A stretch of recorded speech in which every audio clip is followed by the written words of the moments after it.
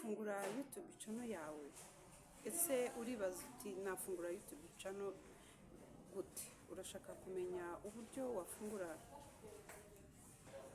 Urashaka gufungura YouTube channel? Ujya wibaza se uti bigenda bite kugira ngo ufungure YouTube channel? Bisaba iki kugira ngo mbe natangira guhembwa na YouTube? Ibi ngibi nibyo ngiye kukwereka.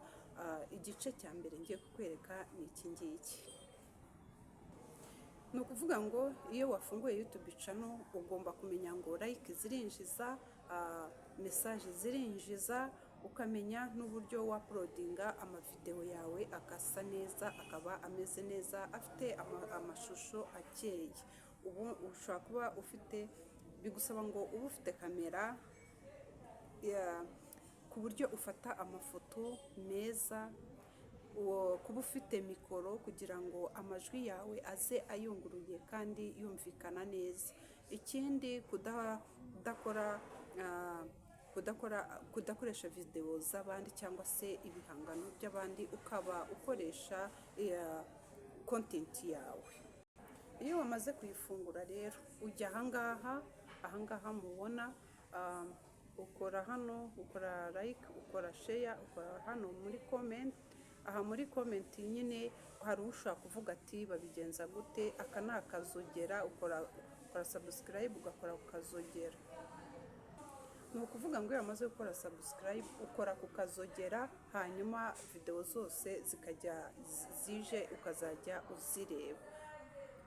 Subscribe warangiza ugakora ku kazogera.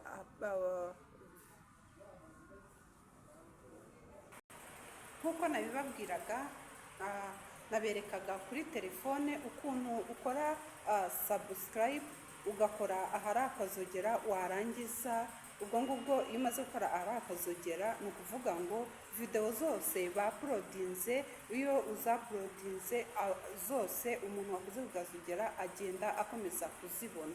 Rero TikTok nayo ushatse kumenya uburyo bakora TikTok nabwo nzababwira.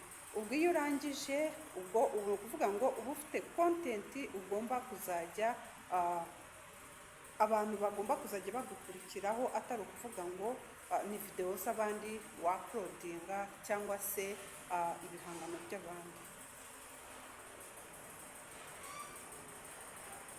Yego, ubwo rero YouTube igenda igenzura ibyo ushyiraho, hanyuma iyo umaze kugeza abasubscribe 1000, ubwo haba hasigaye kugira ngo ugire watch time 4000, hanyuma YouTube itangire ikwamamaza.